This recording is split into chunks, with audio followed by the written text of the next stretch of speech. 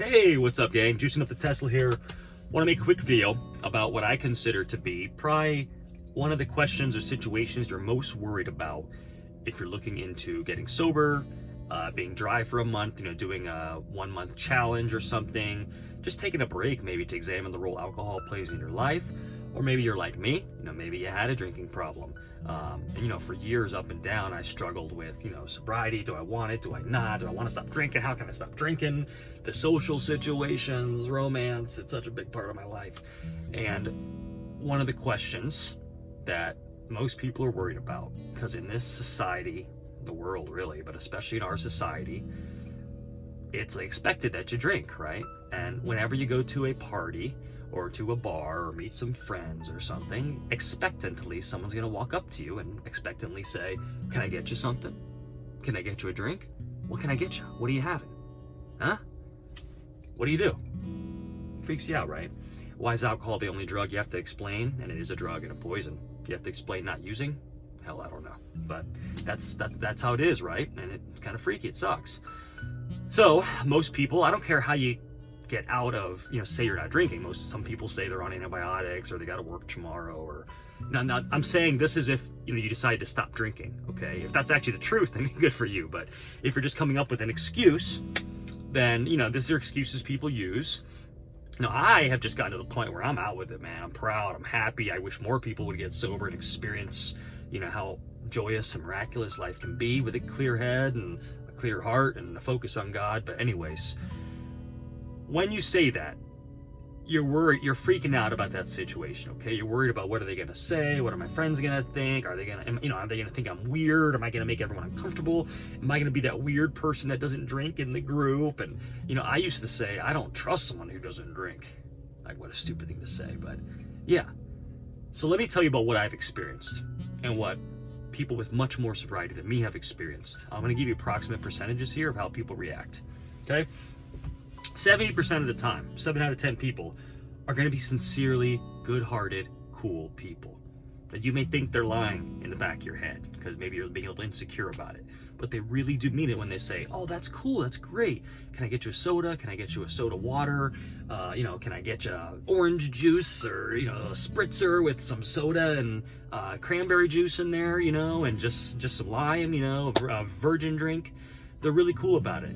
And that's great. They may even get into discussion with you about why you're doing it sincerely. Or they may say, "Gosh, my son or my sister is sober. Are you in a program?" Or "That's really awesome." Or, "I've been thinking about taking a break myself," they'll say. So, or they won't even ask you about it. They'll just be really nice about it and not bring it up. Okay, 70% of the time.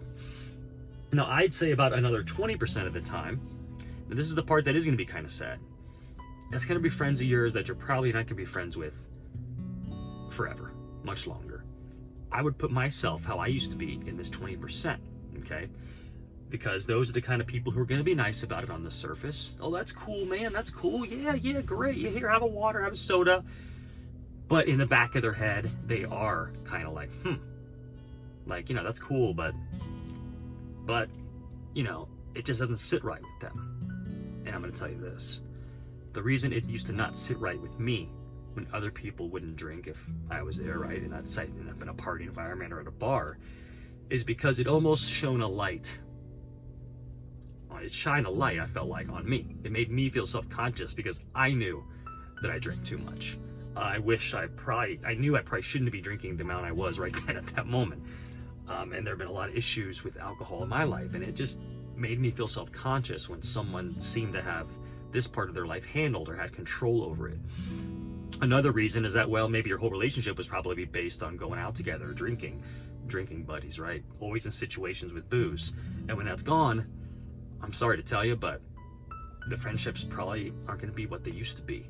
And hell, ain't that a good thing? I mean, what? You had friends just based on the usage of this drug/poison? I mean, that's what you guys did together? It's not very cool and not very deep. And you'll come to realize if you continue down this journey that you don't miss them. And actually, you're glad that you're on a whole different wavelength now. Anyhow, so 20%, yeah, you're going to have those friends who maybe are cool about it or people are nice about it, but they're a little uncomfortable with it. But it's them. It's not you. They're uncomfortable with either, their own issues or their own thoughts or worries about alcohol, or they're not really your friend deep down to begin with. So you got to do you, baby. You got to put you first, okay? Now, I'd say about another 9%, okay? So we're at the 90 to 99. So 9% of people are not going to like you. That's just life, isn't it? They're going to be, they're just not going to be that cool about it. They're going to say, oh, okay. And, they're not going to be that cool about it because they'll think you're kind of a party pooper, right? Or weird or something like that. Now, these are the people who really have an issue, okay? Why on earth does the usage or not of this poison, toxin, drug equate to whether you like this stuff? Is that all there is about a person? It's just insane in my mind. But anyhow, I wouldn't even worry about those people because those are the people that suck, and you don't want to hang out with them anyways, okay? So, and I've dealt with those people before. I mean, especially, like when I was dating before, some people won't even go out with you because you don't drink, because they think it's weird, right? Because they're so used to diving into this, needing this for social situations, to feel normal. It's just wrapped around their life, and they won't like it. They won't get it, okay? Now, I haven't experienced this personally, but there's the 1%. The 1% total jerk faces, okay, who will basically almost try to, like, they will disagree with you on the surface, and basically almost maybe kick you out, be like, no, I don't agree with that. No, you're gonna have something. No, you're gonna have a drink. Now, I have never experienced that. Don't think I ever will. I wouldn't put up with that shit. But I've heard that it's out there. I've been told that there is a 1% eventually who may do something like that. And you just gotta leave or call them out on that, because that's insane. But anyhow, it's just the role alcohol plays in our society today. What I'm gonna tell you though is that, again, 70% are going to be really sincerely great about it. They'll be your friend, and those are the people you want to hang out with at the party anyways. Those are the healthy-minded, good-hearted people. Hang out with them, okay? You'll grow a deep relationship with them by being vulnerable, by being yourself, okay? And they won't give a crap anyways. 20% are going to be the friends that, well, you shouldn't be friends with no mo anyway. So 20%, either they're going to understand or they're not. But those probably aren't true friends, okay? And then 9%, again, just aren't gonna dig you, aren't gonna like you. To be honest, that's how life is anyways. I mean, I'm in real estate, I make cold calls, I prospect for sales and marketing, and 9% of people are jerks anyway, so that shouldn't be new to you, okay? But they're not gonna be happy that you're not drinking, they're not gonna feel like they have anything in common with you. Boo-hoo. And then 1%, who I haven't experienced yet, but supposedly 1% are going to be anti you not drinking, which is just insanity, and they can go to hell too. So anyhow, I just want to talk with you about that because a lot of people think it's like their worst nightmare, that everyone's going to be like, oh my God, they're so weird. But remember, this situation turns the light on the people, because listen, they know that they're drinking a dangerous substance. They know it harms people. They know it causes crime. They know it kills a lot of people. They know it can be highly addictive. Everyone's done really stupid things on booze before and probably made career mistakes and love mistakes. So anyways, it shines a light on them when you choose not to partake, okay? And it can make them uncomfortable. And that's just the way it is. I view it now as a good thing. It used to really make me nervous or uncomfortable, but I see myself as the badass coming in the group now, and if you're not comfortable with it, well, I hate saying it like this, but we're just not on the same level. You and me, we're not the same. So, anyhow, guys, I hope that helps a little bit. Sobriety is a badass way to live, in my eyes. It's being both connected to God, which I used to think was a goody two-shoe thing. It ain't. Being connected to the God of your choosing, your higher power, and a supreme badass at the same time.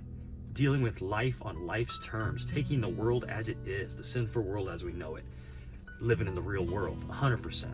Okay, and that comes not just about booze or drugs, but in regards to emotions, to difficult work situations, to anything in life that makes you want to run and flee and just change the way you feel. Sobriety helps you to dive into that and examine it and sit there. And that's the only way you can make such grand life changes, like miraculous life changes, is it's not just about leaving a substance behind. It's so much more than that. All right, guys, I'm out. I blabbed a lot. Car still has like 15 minutes of charging left, but I'm out, guys. Thanks so much for watching. Take it easy.